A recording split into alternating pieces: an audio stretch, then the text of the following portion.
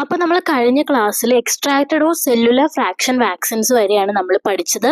Okay, അപ്പോൾ അതിനു മുമ്പ് നമ്മൾ ജസ്റ്റ് ഒന്ന് റിവൈസ് ചെയ്യാം, കാരണം ഇത് അത്ര ഇമ്പോർട്ടൻറ്റ് ഒരു 5 മാർക്ക് ക്വസ്റ്റ്യൻ ആണ്. സോ നമ്മൾ ഫസ്റ്റ് പഠിച്ചത് വാക്സിനെ പറ്റിയാണ് and different types of vaccine. First one എന്ന് പറയുന്നത് ലൈവ് അറ്റ്യൂനേറ്റഡ് വാക്സിൻ ആണ്. ഇത് കൂടുതൽ എഫക്റ്റീവ് ആണ്. ഓക്കെ, അതിൻ്റെ ഒരു പിന്നെ ഉള്ളതാണ് ഇനാക്ടിവേറ്റഡ് ഓർ കിൽഡ് വാക്സിൻ. അപ്പോൾ ലൈവ് അറ്റ്യൂനേറ്റഡ് വാക്സിൻസ് ഏതൊക്കെയാണ്? BCG vaccines live attenuated vaccine ആണ്.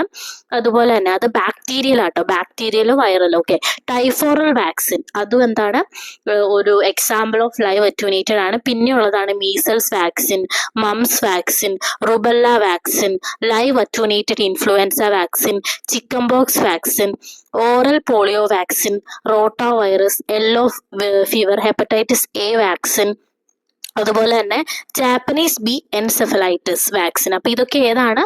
നമ്മുടെ ഒരു commonly used vaccines of live attenuated ആണ്. ഏതൊക്കെയാണ് നമ്മൾ കുറച്ച് അറിഞ്ഞിരിക്കണം, കാരണം MCQസിൽ ചോദിക്കാൻ ചാൻസ് ഉണ്ട്. BCG അതുപോലെ തന്നെ ടൈഫോറൽ വാക്സിൻ, അത് രണ്ട് ബാക്ടീരിയൽ ആണ്, ബാക്ടീരിയക്കെതിരായിട്ട്.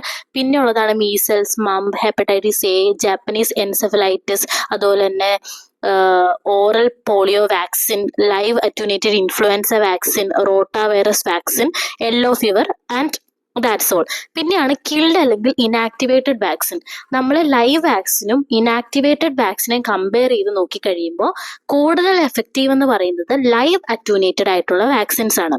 ഓക്കെ, അപ്പൊ അതിന്റെ എക്സാമ്പിൾ എന്ന് പറയുന്നത് ടൈഫോയിഡ് വാക്സിൻ ഉള്ളത്, bacteria, cholera, pertussis vaccine, plague vaccine, അതുപോലെ തന്നെ IPV injectable polio vaccine, killed influenza vaccine, rabies vaccine, Covaxin for COVID-19, Covaxin vaccine. Okay, അപ്പൊ നമുക്ക് അറിയാവുന്ന ഒരു കാര്യമാണ് ഈ ഒരു ലൈവ് അറ്റ്യൂനേറ്റഡ് വാക്സിൻ എന്ന് പറയുന്നത് ഒറ്റ ഡോസിലാണ് നമ്മൾ യൂഷ്വലി അത് കൊടുക്കാറ്. അപ്പൊ അത് അത്രയും എഫക്റ്റീവ് ആണ്. ഒറ്റ ഡോസ് കൊടുത്താൽ തന്നെ കുഴപ്പമില്ല. പക്ഷെ ഓറൽ പോളിയോ വാക്സിൻ എന്താണ്, അതിനൊരു എക്സെപ്ഷൻ ആണ് അല്ലേ. പക്ഷെ കിൽഡ് ഇനാക്ടിവേറ്റഡ് വാക്സിൻ എന്ന് പറയുന്നത് ഒരു ടൈംലി മൾട്ടിപ്പിൾ ഡോസ് കൊടുക്കണം, എന്നാലാണ് ഈവൻ ബൂസ്റ്റർ ഡോസ് നമ്മൾ കൊടുക്കുന്നുണ്ട്. ഫോർ എക്സാമ്പിൾ കോവാക്സിൻ നമ്മൾ ഫസ്റ്റ് വാക്സിൻ എടുത്തു, സെക്കൻഡ് വാക്സിൻ എടുത്തു, പിന്നെ നമ്മൾ 3 എടുത്തു. അങ്ങനെ വേണമെങ്കിൽ ഒരു ബൂസ്റ്ററും കൂടി ഉണ്ടെങ്കിലാണ് അതിൻ്റെ ഒരു എഫക്റ്റീവ്നെസ് കാണാനായിട്ട് പറ്റുള്ളൂ. അതുപോലെ തന്നെ ടോക്സോയിഡ് വാക്സിൻ നമ്മൾ ആ ഒരു ടോക്സിൻസിന്റെ ആ ഒരു ആ ഒരു ടോക്സിൻസിറ്റി കുറച്ചിട്ട് ആ ഒരു ഇമ്മ്യൂണോജെനസിറ്റി മാത്രം നമ്മൾ എടുത്തു. അപ്പൊ അതിന്റെ എക്സാമ്പിൾ ആണ് diphtheria toxoid, ടീറ്റാനസ് toxoid.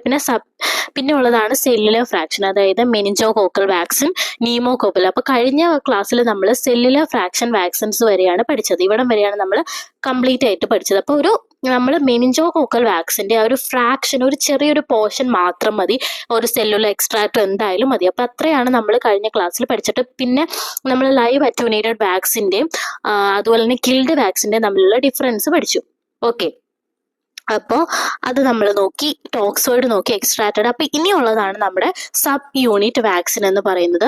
Four certain viruses only a particular sub unit of the virus is necessary to initiate the immunity. അതായത് നമ്മൾ നോക്കിക്കഴിയുമ്പോൾ ഒരു ചെറിയൊരു യൂണിറ്റ് അല്ലെങ്കിൽ ഒരു സബ് യൂണിറ്റ് മതി. ആ ഒരു സബ് യൂണിറ്റ് തന്നെ ധാരാളമാണ് ആ ഒരു ഇമ്മ്യൂണിറ്റിനെ ഇനിഷ്യേറ്റ് ചെയ്യാൻ വേണ്ടി. അതിന്റെ ഏറ്റവും ഇമ്പോർട്ടൻ്റ് ആയിട്ടുള്ള ഒരു എക്സാമ്പിൾ ആണ് hepatitis B surface antigen is the immunogenic component of hepatitis B virus. So this viral component alone can be used as vaccine rather than whole virus. നമ്മൾ ഹോൾ വൈറസ് എടുക്കാതെ അതിന്റെ തന്നെ ഒരു സബ് യൂണിറ്റ് എടുക്കുന്നു. അത്രയാണ് ഈ ഒരു കോൺസെപ്റ്റിൽ പറയുന്നത്. അതിന്റെ എക്സാമ്പിൾ ആണ് ഹെപ്പറ്റൈറ്റിസ് B വാക്സിൻ. ഓക്കെ, ഇനി example of subunit vaccine include hepatitis B vaccine, human papillomavirus, HPV vaccine. Okay, പിന്നെ DNA recombinant technology is used for the preparation of such sub viral components. അപ്പോൾ DNA recombinant നമ്മൾ genetics ഒക്കെ detail ആയിട്ട് പഠിക്കും. അപ്പോൾ DNA recombinant technology vice ആണ് നമ്മൾ ഈ ഒരു ഹോൾ വൈറസ് അല്ലെങ്കിൽ ഹോൾ വാക്സ് ഒരു ഇതെടുക്കാതെ തന്നെ ഒരു സബ് യൂണിറ്റ് മാത്രം എടുക്കുന്നത്.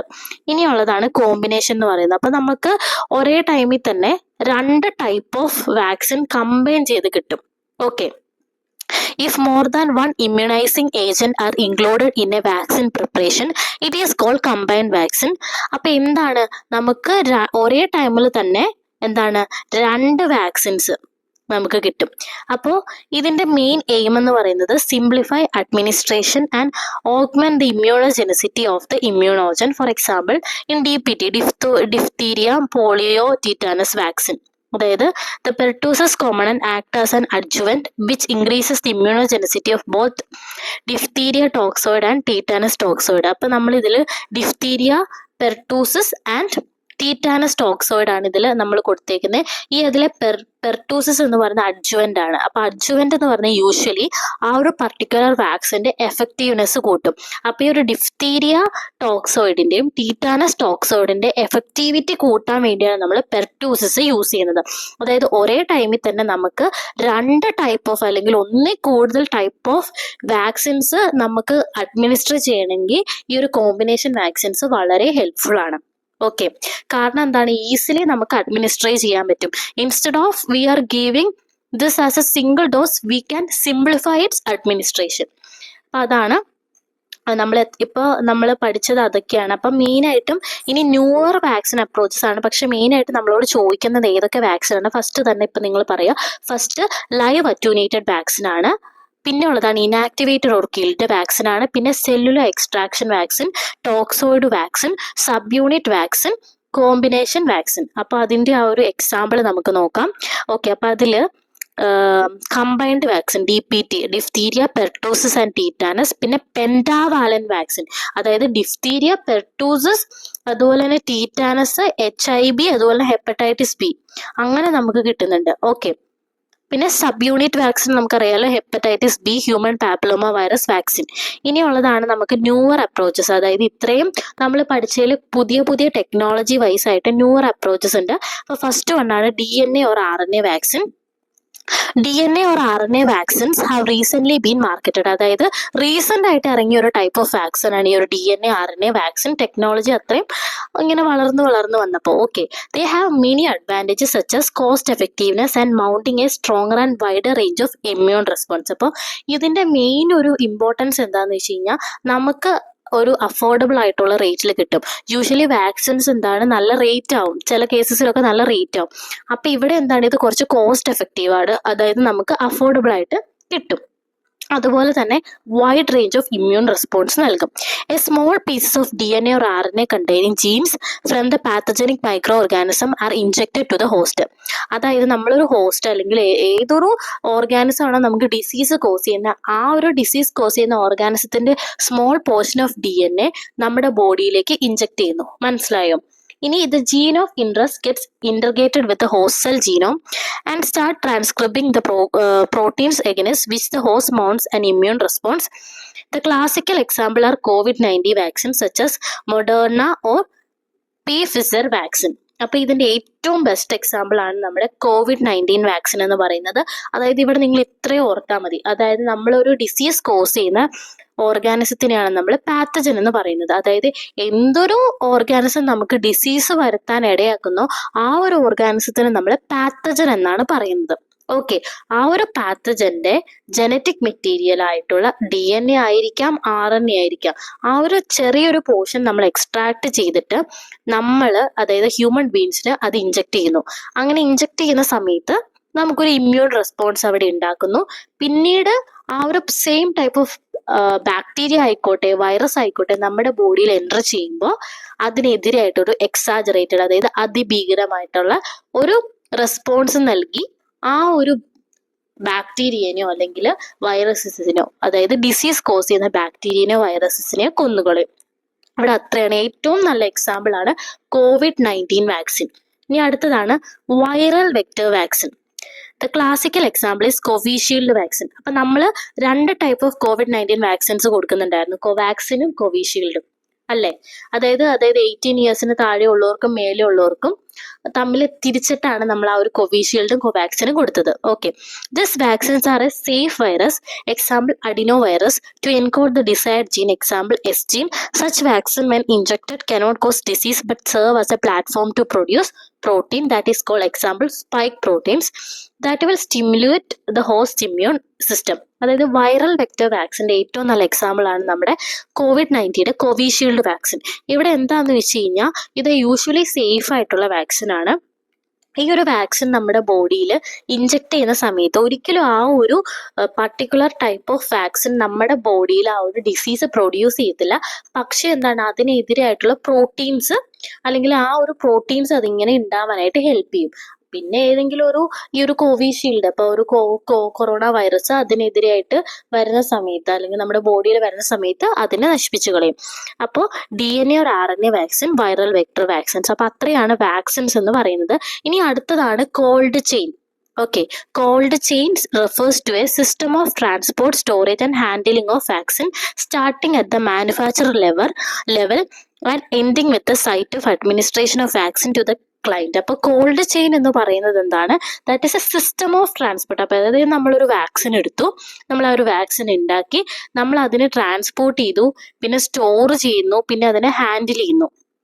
ഓക്കെ, അതായത് നമ്മൾ ഇത് ഉണ്ടാക്കുന്ന ഒരു മാനുഫാക്ചർ ചെയ്യുന്ന ഒരാളുണ്ടല്ലോ, അവിടെ തൊട്ട് നമുക്ക് ആ ഒരു വാക്സിൻ കിട്ടുന്ന വരെയുള്ള ആ ഒരു എന്താ പറയുന്ന ആ ഒരു സിസ്റ്റമാണ് ഈ ഒരു കോൾഡ് ചെയിൻ എന്ന് പറയുന്നത്.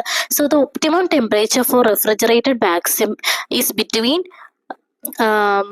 +2 degree Celsius and +8 degree Celsius. അതായത് ഒരു നമ്മൾ റെഫ്രിജറേറ്ററിൽ സ്റ്റോർ ചെയ്യുന്ന വാക്സിൻ്റെ ഒരു മാക്സിമം, ഒപ്റ്റിമം എന്ന് പറയുന്നത് ഒരു മാക്സിമം ടെമ്പറേച്ചർ എന്നാണ് അർത്ഥം. ആ ഒരു മാക്സിമം ടെമ്പറേച്ചർ എത്രയാണ്? +2 ഡിഗ്രി സെൽഷ്യസും +8 ഡിഗ്രി സെൽഷ്യസും ആണ്. അപ്പോൾ കോൾഡ് ചെയിൻ എന്ന് പറയുന്നത് നമ്മളൊരു വാക്സിൻ ഉണ്ടാക്കി, അതായത് മാനുഫാക്ചർ ചെയ്തിട്ട് നമുക്ക് കിട്ടുന്ന വരെയുള്ള ആ ഒരു മെത്തഡോളജി, അതായത് നമ്മൾ ഫസ്റ്റ് മാനുഫാക്ചറിൻ്റെ അടുത്ത് നിന്ന് അത് ട്രാൻസ്പോർട്ട് ചെയ്തു, പിന്നീട് അത് റെഫ്രിജറേറ്ററിൽ സ്റ്റോർ ചെയ്തു. പല ടൈപ്പ് ഓഫ് വാക്സിൻ ഉണ്ട്, റെഫ്രിജറേറ്ററിൽ സ്റ്റോർ ചെയ്യാൻ പറ്റുന്ന വാക്സിൻസ് ഒക്കെ ഉണ്ട്. അപ്പോൾ അതിൻ്റെ ഒരു ഒപ്റ്റിമം ടെമ്പറേച്ചർ എന്ന് പറയുന്നത് +2 degree Celsius to +8 degree Celsius ആണ്. അത് കഴിഞ്ഞിട്ട് എന്താണ്, അത് നമ്മളിലേക്ക് എത്തുന്ന വരെയുള്ള ഒരു സിസ്റ്റം. ഓക്കെ, ഇനി ഫോർ ഫ്രോസൺ വാക്സിൻ, അതായത് ഫ്രോസൺ ആയിട്ടുള്ള വാക്സിൻ്റെ എന്ന് പറയുന്നത് -15 ഡിഗ്രി സെൽഷ്യസ് അല്ലെങ്കിൽ അതിന് താഴെ. ഫ്രോസൺ ആയിട്ട് നമ്മൾ സൂക്ഷിക്കേണ്ട വാക്സിൻ്റെ ആ ഒരു ടെമ്പറേച്ചർ എന്ന് പറയുന്നത് എത്രയാണ്? അത്രയും കുറവാണ്. -15 ഡിഗ്രി സെൽഷ്യസ് അല്ലെങ്കിൽ അതിന് താഴെയുള്ള ആ ഒരു ടെമ്പറേച്ചറാണ് ഏറ്റവും നല്ലത്. ഓക്കെ, അപ്പോൾ അതാണ്. In addition protection from light is a necessary condition for some vaccine. അപ്പോൾ ചിലതിൽ, ഇപ്പോൾ നമ്മൾ വാക്സിനിൽ മാത്രമല്ല, do not expose to sunlight എന്നൊക്കെ പറയില്ലേ, അതുപോലെ തന്നെ ഈ ചില വാക്സിൻസ് എന്താണ്, സൺലൈറ്റ് അല്ലെങ്കിൽ ലൈറ്റ് എക്സ്പോസ് ചെയ്യാനായിട്ട് പാടില്ല. Okay, improper cold chain maintenance is one of the most common causes of vaccine failure. അതായത് നമ്മൾ മര്യാദയ്ക്ക് ഇത് സ്റ്റോർ ചെയ്തില്ല, അല്ലെങ്കിൽ റെഫ്രിജറേറ്റർ ചെയ്യുന്ന സമയത്ത് ടെമ്പറേച്ചർ നല്ലതാക്കിയില്ല, അല്ലെങ്കിൽ ഫ്രോസൺ ചെയ്യേണ്ട വാക്സിൻസ് നമ്മൾ അത്രയും ആ ഒരു ടെമ്പറേച്ചർ കൊടുത്തില്ല, അല്ലെങ്കിൽ ലൈറ്റിന് എക്സ്പോസ് ചെയ്തെങ്കിൽ ആ ഒരു വാക്സിൻ്റെ ഒരു ഇതെന്താണ്, ഗുണം നഷ്ടപ്പെടും. അപ്പോൾ കോൾഡ് ചെയിൻ മെത്തേഡ് എന്താണ്, മെയിൻ്റെനൻസ് ഫെയിലിയർ ആവുന്ന, കോൾഡ് ചെയിൻ മെത്തേഡ് ഫെയിലിയർ ആവുന്ന സമയത്താണ് വാക്സിൻസിൻ്റെ ആ ഒരു എഫക്റ്റീവ്നെസ് കുറയുന്നത്. ഇനി അതിൻ്റെ കണ്ടിന്യൂഷൻ ആണ്. ഇപ്പം നമുക്ക് especially oral polio vaccine which is most sensitive vaccine to heat must be stored at -20 degree Celsius. അപ്പം ഇത് നിങ്ങൾ ഏറ്റവും ഇമ്പോർട്ടൻ്റ് ആയിട്ട് ശ്രദ്ധിക്കേണ്ട ഒരു കാര്യമാണ്. ഓറൽ പോളിയോ വാക്സിൻ, അത് നമുക്കറിയാം, ഓറൽ പോളിയോ വാക്സിൻ എന്ന് പറയുന്നത് ഏറ്റവും സെൻസിറ്റീവ് ആയിട്ടുള്ള ഒരു വാക്സിനാണ്. കാരണം ഹീറ്റ് കണ്ടാൽ ഉറപ്പായിട്ട് അത് നശിച്ചു പോകും. മിനിമം അത് -20 ഡിഗ്രി സെൽഷ്യസ്, അത്രയും ടെമ്പറേച്ചർ കുറവായിട്ട് വേണം ആ ഒരു വാക്സിൻ നമുക്ക് സൂക്ഷിക്കാൻ. അപ്പം ഇതിന് മേലെ നമ്മൾ കൊടുത്ത ഉറപ്പായിട്ട് ആ ഒരു വാക്സിനെ കൊണ്ട് ഒരു യൂസും ഇല്ല. Okay, vaccines which must be stored in the freezer compartment are polio and measle vaccine. അതായത് ഫ്രീസറിൽ നമ്മൾ സ്റ്റോർ ചെയ്യേണ്ട വാക്സിൻ ഏതാണ്? മീസൽസും അതുപോലെ തന്നെ polio vaccine. Vaccine must be stored in the cold part but never allowed to freezer. അതായത് നമ്മൾ തണുപ്പത്ത് വെക്കണം, പക്ഷെ അത് ഫ്രീസ് ആവാൻ പാടില്ല. അങ്ങനത്തെ വാക്സിൻസ് ആണ് ഡിഫ്തീരിയ, പെർട്ടോസിസ്, ടീറ്റാനസ് ടോക്സോയിഡ്, പിന്നെ tetanus toxoid, TD, BCG, hepatitis B, influenza type, പിന്നെ ടൈപ്പ് B ആൻഡ് ഡൈലൂട്ടൻസ്. അതായത് ഒരു തണുത്ത കണ്ടീഷൻ വേണം, പക്ഷെ അത് ഫ്രീസ് ചെയ്യാനായിട്ട് പാടില്ല. അതാണ് നമ്മൾ പറയുന്നത്, ഓരോ വാക്സിനും ഓരോ ടൈപ്പ് കണ്ടീഷനാണ്. ഇപ്പം ഈ പറയുന്ന ഹെപ്പറ്റൈറ്റിസ് B വാക്സിൻ ഫ്രീസ് ചെയ്ത് കഴിഞ്ഞാൽ അതിൻ്റെ ഇത് നഷ്ടപ്പെടും. അപ്പം നമ്മൾ അത്രയും ശ്രദ്ധിച്ച് വേണം ഈ ഒരു വാക്സിൻ നമ്മൾ നോക്കാനായിട്ട്. ഇനി അടുത്തത് ഇമ്പോർട്ടൻ്റ് ആയിട്ടുള്ളൊരു കാര്യമാണ് വാക്സിൻ വയൽ മോണിറ്ററിങ്. അതായത് നമ്മളൊരു വാക്സിൻ എടുത്തു കഴിയുമ്പോൾ അതിൽ എന്തെങ്കിലും ഒരു പ്രശ്നം പറ്റിക്കഴിഞ്ഞാൽ നമുക്ക് എങ്ങനെയാണത് മനസ്സിലാക്കാൻ പറ്റുന്നതിൻ്റെ, വയൽ എന്ന് പറയുമ്പോൾ ആ ഒരു മെഡിസിൻ സ്റ്റോർ ചെയ്യുന്ന ആ ഒരു ഡപ്പി അല്ലെങ്കിൽ ആ ഒരു കുപ്പി, അങ്ങനെ ഓർക്കുക. അപ്പോൾ vaccine vial monitor is a tool to monitor the stability, potency of vaccine and to check the efficiency of cold chain. അതായത് ഈ ഒരു വയൽ, ആ ഒരു മെഡിസിൻ എന്ന് പറയുന്നത് നമുക്ക് ആ ഒരു വാക്സിൻ എത്രമാത്രം സ്റ്റേബിൾ ആണ്, അല്ലെങ്കിൽ ആ ഒരു വാക്സിൻ എത്രമാത്രം എഫക്റ്റീവ് ആണ്, അല്ലെങ്കിൽ പൊട്ടൻ്റ് ആണ്, അല്ലെങ്കിൽ കോൾഡ് ചെയിൻ നല്ലപോലെ ഫോളോ ചെയ്തിട്ടുണ്ടോ എന്ന് അറിയാൻ പറ്റുന്നതാണ് ആ ഒരു വയൽസ് നമുക്ക് പറയാനായിട്ട് പറ്റുന്നത്. It is heat sensitive, label lining the vaccine vial. It contains an outer blue circle and an inner white square. With the time and exposure to high temperature, the inner square changes its color gradually from white towards blue, whereas the outer circle is not heat sensitive. It remains blue throughout. അപ്പൊ ഇത് ഇപ്പൊ ഇങ്ങനെ പറഞ്ഞാൽ നിങ്ങൾക്ക് മനസ്സിലാവില്ല. Correct ആയിട്ട് നിങ്ങൾക്ക് ആ ഒരു ഫിഗർ കാണിക്കുമ്പോൾ നിങ്ങൾക്ക് മനസ്സിലാവും. കണ്ടോ, അതിന്റെ ഇന്നർ സർഫസ് എന്ന് പറയുന്നത് വൈറ്റ് കളറും അതുപോലെ തന്നെ അതിന്റെ ബാക്ക്ഗ്രൗണ്ട് എന്ന് പറയുന്നത് വയലറ്റ് ആണ്. അപ്പോൾ നമ്മൾ ഓരോരോ യൂസിൽ ഹീറ്റ് സെൻസിറ്റീവ് ആണിത്. അപ്പോൾ ഓരോരോ യൂസിൽ അല്ലെങ്കിൽ ഇങ്ങനെ സ്റ്റോർ ചെയ്ത് അല്ലെങ്കിൽ നമ്മൾ ഓരോ ടൈം അനുസരിച്ചും കാലാവസ്ഥ അനുസരിച്ചും ഇതിങ്ങനെ മാറിക്കൊണ്ടിരിക്കും. ഇതാണ് കറക്റ്റ് ആയിട്ടുള്ളൊരു ഇതെന്ന് പറയുന്നത്. അപ്പൊ ഫസ്റ്റ് വൺ എന്ന് പറയുന്നത് സ്റ്റേജ് 1 ആണ്. ഇന്നർ സ്ക്വയർ വൈറ്റ് ആണ്, ഔട്ടർ സർക്കിൾ ബ്ലൂ ആണ്. ഓക്കെ, ബ്ലൂ അല്ലെങ്കിൽ വയലറ്റ്. അപ്പൊ നമുക്കത് യൂസ് ചെയ്യാൻ പറ്റുമെന്നാണ് അർത്ഥം. അതായത് ഫസ്റ്റത്തെ സ്റ്റേജ് 1 ഇങ്ങനെയാണെങ്കിൽ നമുക്ക് ആ ഒരു വാക്സിൻ യൂസ് ചെയ്യാൻ പറ്റും. ഇത് വളരെ ഇമ്പോർട്ടൻ്റ് ആണ്, എസ്പെഷ്യലി നമ്മൾ ഈ ഒരു വാക്സിൻ ഹാൻഡിൽ ചെയ്യുന്ന ആൾക്കാരാണെങ്കിൽ. ഓക്കെ, അല്ലെങ്കിൽ നമ്മുടെ നേഴ്സസിന് വളരെ ഇമ്പോർട്ടൻ്റ് ആണ്. ഓക്കെ, അപ്പോൾ ഉള്ളില് വൈറ്റ് ആൻഡ് നോർമൽ കളർ ആണെങ്കിൽ നമുക്ക് യൂസ് ചെയ്യാം. അതുപോലെ തന്നെ ഇതൊരു ലൈറ്റ് ബ്ലൂ ആണ് ആൻഡ് ഇന്നർ സ്ക്വയർ എന്ന് പറയുന്ന ഒരു ലൈറ്റ് ബ്ലൂ ആയിട്ട് മാറി ആൻഡ് ഔട്ടർ സർക്കിളും ബ്ലൂ. അത് നമുക്ക് യൂസ് ചെയ്യാം. പക്ഷേ ഇന്നർ സ്ക്വയർ നല്ല ബ്ലൂ ആയി, അതായത് ഏകദേശം ഇതുപോലെ ആയി കഴിയുമ്പോൾ അത് നമുക്ക് യൂസ് ചെയ്യാൻ പറ്റില്ല, കളഞ്ഞോളൂ. ലാസ്റ്റത്തെ സ്റ്റേജിൽ ഡാർക്ക് ബ്ലൂ ആയി, അതായത് ഉള്ളിൽ ഡാർക്ക് ബ്ലൂ അല്ലെങ്കിൽ വയലറ്റ് ആയി. എങ്ങനെയാകുമ്പോൾ നമ്മൾ ഒട്ടും യൂസ് ചെയ്യാൻ പാടില്ല. നമുക്ക് യൂസ് ചെയ്യാൻ പറ്റുന്ന രണ്ടൊരു കണ്ടീഷൻ എന്ന് പറയുന്നത് ഇത് രണ്ടുമാണ്. ഇത് രണ്ടും നമുക്ക് യൂസ് ചെയ്യാനായിട്ട് പാടില്ല. അത് വളരെ ഇമ്പോർട്ടൻ്റ് ആണ്. ഓക്കെ ഓക്കെ, അപ്പൊ അത്രേ ഉള്ളൂ. And now comes the very very very important portion of this chapter, അല്ലെങ്കിൽ ഇമ്മ്യൂണൈസേഷൻ സ്കെഡ്യൂൾ എന്ന് പറയുന്നത് അത്ര ഇമ്പോർട്ടൻ്റ് ആണ്. ഇത് നിങ്ങൾക്ക് ലൈഫ് ലോങ് യൂസ്ഫുൾ ആണ്. അതായത് നമ്മുടെ ലൈഫിലും അതുപോലെ തന്നെ എന്താ പറയുന്നത്, നമുക്കിത് പീഡിയാട്രിക്സിൽ യൂസ് ചെയ്യാം, കമ്മ്യൂണിറ്റി എല്ലാവർക്കും ഇത് പറഞ്ഞു കൊടുക്കുക. നമ്മുടെ ജീവിതത്തിലും നമുക്കറിയാം ഒരു പ്രഗ്നന്റ് വുമണിന് എന്തോരം വാക്സിൻസ് എടുക്കണം, അതുപോലെ തന്നെ ഒരു ഇൻഫന്റിന് എത്ര നാളൊരു നമുക്കറിയാം ഒരു 15 വയസ്സ് വരെ അല്ലെങ്കിൽ ഒരു 16 വയസ്സ് വരെ നമ്മൾ എടുക്കണം വാക്സിൻസ്. അല്ലാതെ ഇത്രമാത്രം ഇമ്പോർട്ടൻ്റ് ആണ് നമുക്ക്. ഇത് നമ്മൾ എല്ലാവരും അറിഞ്ഞിരിക്കണം. അതായത് നമ്മൾ നേഴ്സസ് മാത്രമല്ല, നമ്മൾ എല്ലാവർക്കും ഈ ഒരു അവയർനെസ് കൊടുക്കണം. ഓക്കെ, അത്ര ഇമ്പോർട്ടൻ്റ് ആണ് ഈ ഒരു ഇമ്മ്യൂണൈസേഷൻ സ്കെഡ്യൂൾ എന്ന് പറയുന്നത്. Immunization is one of the most logical and cost effective strategies of any country for the prevention of childhood sickness. ഏറ്റവും ലോജിക്കലും പ്രാക്ടിക്കലുമായിട്ട് ചെയ്യുന്ന ഒരു മെത്തഡോളജിയാണ് ഈ ഇമ്മ്യൂണൈസേഷൻ സ്കെഡ്യൂൾ എന്ന് പറയുന്നത്. കാരണം ചൈൽഡ്ഹുഡ് സിക്നസ് അല്ലെങ്കിൽ ഫ്യൂച്ചറിൽ വരാൻ പറ്റുന്ന മാരക രോഗങ്ങളെ തടയാൻ വേണ്ടി നമ്മൾ ഇമ്മ്യൂണൈസേഷൻ സ്കെഡ്യൂൾ എന്ന് പറയുന്നത് വളരെ ഇമ്പോർട്ടൻ്റ് ആയിട്ടുള്ളൊരു കാര്യമാണ്. അതായത് ഓരോ വയസ്സിൽ ഓരോ ടൈമിൽ ഇന്ന വാക്സിൻസ് നമ്മൾ എടുക്കണം.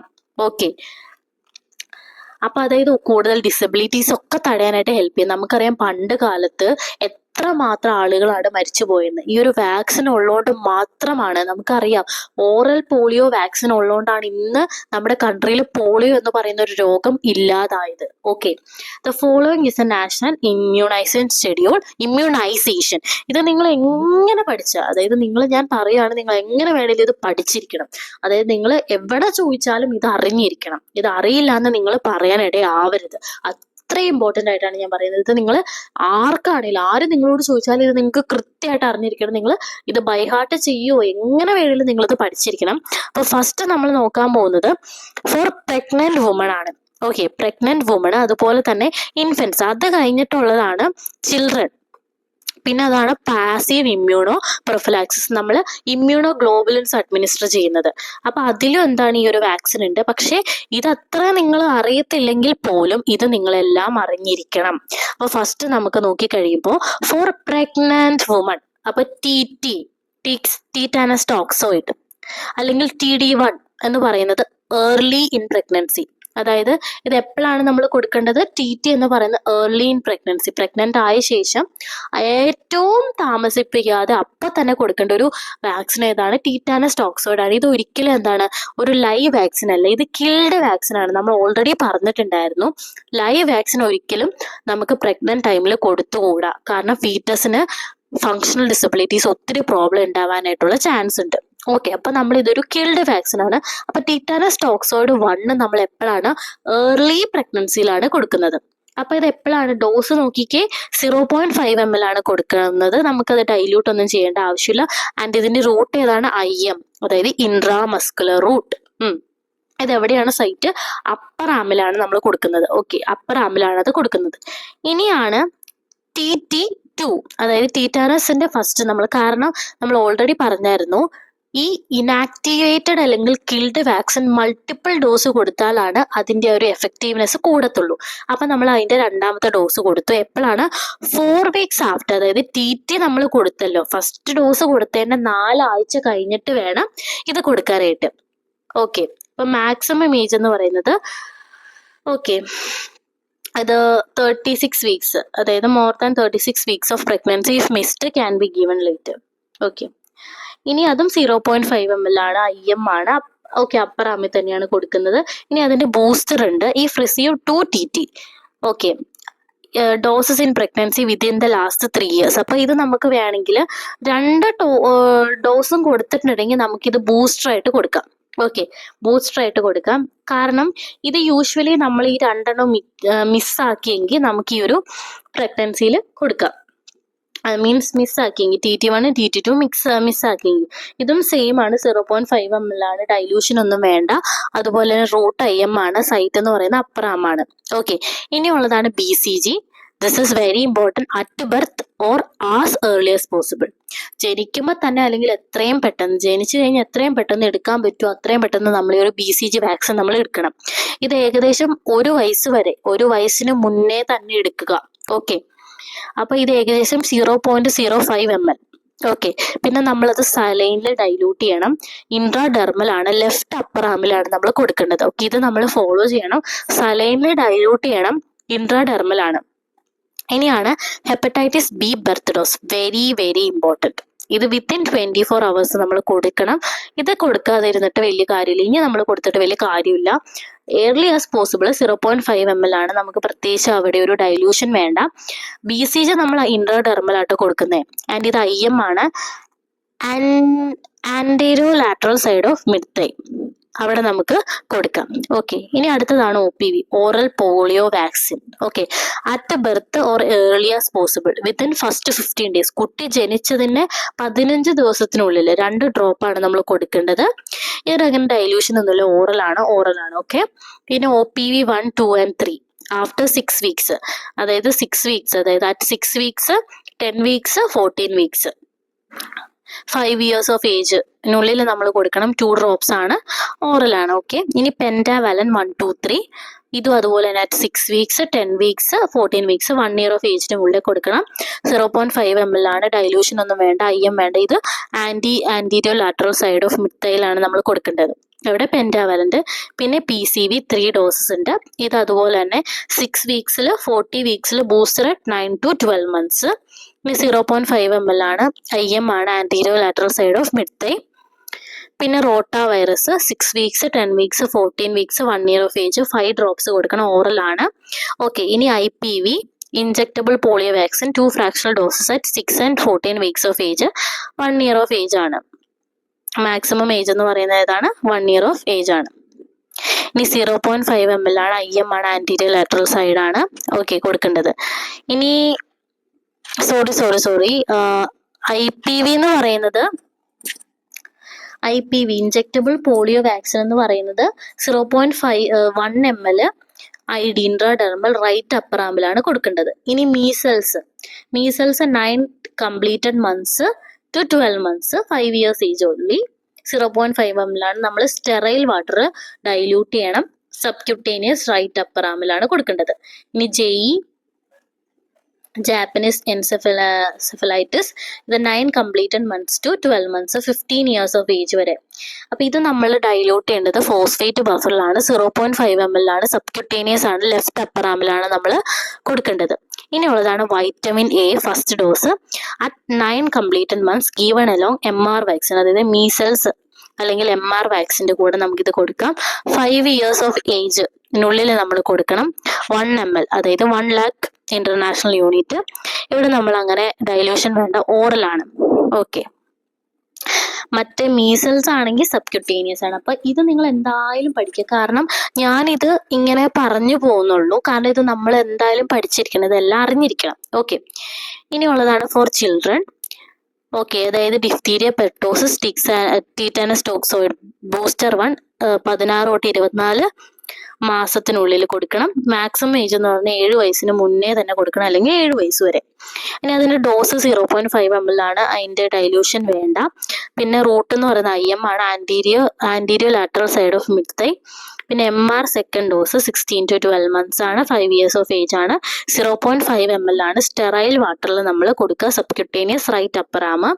അതുപോലെ തന്നെ ഇത് oral polio vaccine booster 16 to 12 months, 5 years of age, 2 drops oral കൊടുക്കുക. പിന്നെ ജാപ്പനീസ് എൻസെഫലൈറ്റിസ് 2 ആണ്, 16 to 24 months, 0.5 ml phosphate buffer, subcutaneous, left upper ആം ആണ്. ഇനിയാണ് വൈറ്റമിൻ എ. നമുക്കറിയാം, നമ്മൾ ന്യൂട്രീഷനിൽ പഠിച്ചിട്ടുണ്ട് വൈറ്റമിൻ എ നമ്മുടെ കണ്ണിന് ഭയങ്കര ഇമ്പോർട്ടൻ്റ് ആണ് അല്ലേ.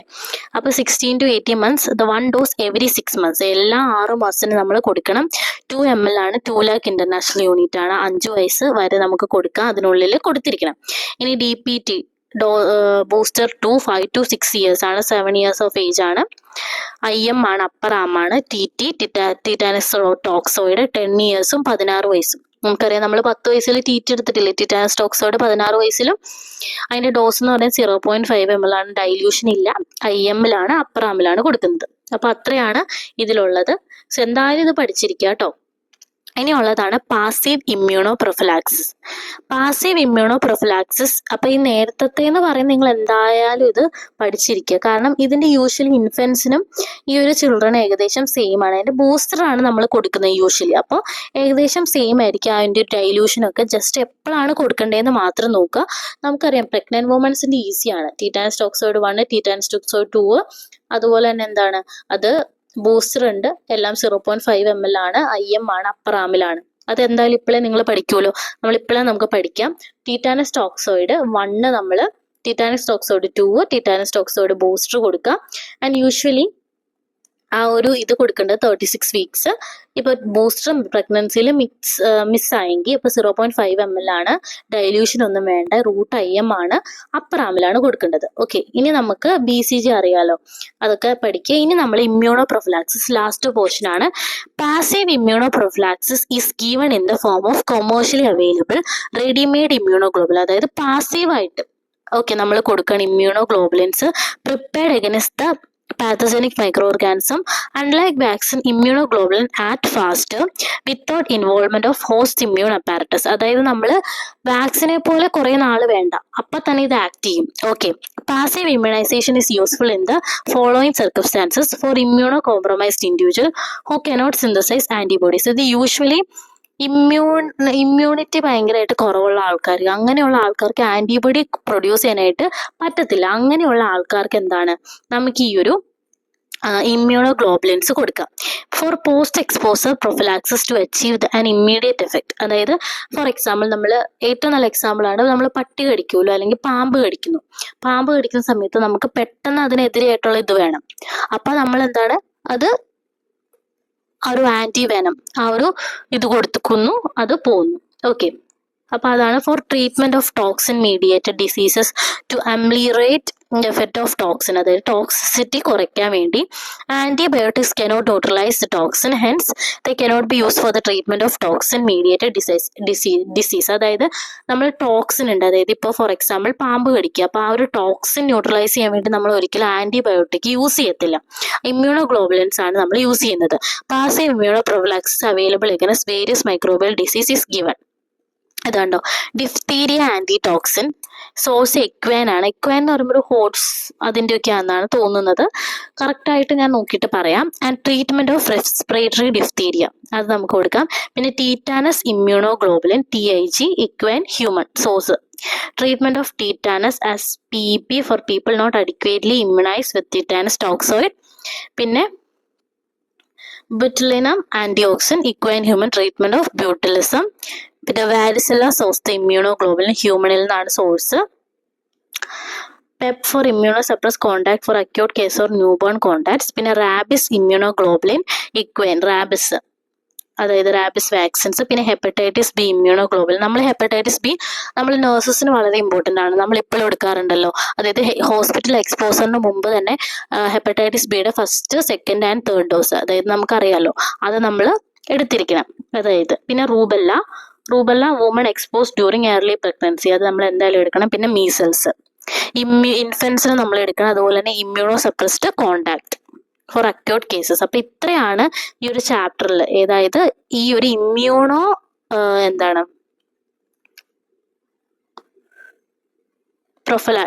Prophylaxis immunisation schedule. അപ്പോൾ ഫസ്റ്റ് നമ്മൾ ഇമ്മ്യൂണോ പ്രൊഫലാക്സിസ് എന്താണെന്ന് പഠിച്ചു. അതായത് പ്രൊഫലാക്സിസ് എന്താണ്? പ്രതിരോധ മരുന്ന് അല്ലെ, അതായത് ഒരു രോഗം വരാതിരിക്കാനായിട്ട് ഉള്ള പ്രതിരോധ മരുന്ന്. അപ്പോൾ വാക്സിനേഷൻ ആക്റ്റീവ് പ്രൊഫലാക്സിസും ഉണ്ട്, പാസീവ് പ്രൊഫലാക്സിസും ഉണ്ട്. അപ്പോൾ വാക്സിൻ എന്താണെന്ന് നമ്മൾ അറിഞ്ഞു, ലൈവ് അറ്റുനേറ്റഡ് ഉണ്ട് ആൻഡ് ഡിഫറെൻറ്റ് ടൈപ്സ് ഉണ്ട്. അതുപോലെ തന്നെ ഇമ്മ്യൂണൈസേഷൻ സ്കെഡ്യൂൾ അതെന്തായാലും നിങ്ങൾ പഠിച്ചിരിക്കുക. ഇമ്മ്യൂണൈസേഷൻ സ്കെഡ്യൂൾ വളരെ ഇമ്പോർട്ടൻ്റ് ആണ്, എങ്ങനെ പോയാലും നിങ്ങളത് പഠിച്ചിരിക്കുക. ഓക്കെ, അപ്പോൾ ഇത്ര ഉള്ള ഇന്നത്തെ വീഡിയോ എന്ന് പറയുന്നത്. ഇത് കംപ്ലീറ്റ്ലി ഇതൊരു 5 മാർക്ക് ഇമ്പോർട്ടൻറ്റ് ക്വസ്റ്റ്യൻ ആണ്. With they can be ask you question like this. Enumerate different types of vaccine and explain in detail about immunization schedule. അത് കംപ്ലീറ്റ് നമ്മൾ അറിഞ്ഞിരിക്കണം. സോ അപ്പോൾ അത്രേ ഉള്ളൂ. അപ്പോൾ ആദ്യത്തെ പാർട്ട് ഞാൻ ഓൾറെഡി ഇട്ടിട്ടുണ്ട്, സെക്കൻഡ് പാർട്ട് ഞാൻ ഇന്ന് തന്നെ ഇടുന്നതാണ്. അപ്പോൾ എന്താണ്, അത് മാക്സിമം തന്നെ ഇത് പഠിക്കുക. ഇത് പഠിക്കാതെ നിങ്ങൾ എക്സാമിന് പോകരുത്. ഓക്കെ, അപ്പോൾ അത്രേ ഉള്ളൂ. Thank you. എൻ്റെ വീഡിയോ ഇഷ്ടപ്പെട്ടെങ്കിൽ ലൈക്ക് ചെയ്യുക, ഷെയർ ചെയ്യുക, സബ്സ്ക്രൈബ് ചെയ്യുക. കൂടുതൽ വീഡിയോസ് ആയിട്ട് വരാം. അപ്പോൾ താങ്ക് യു.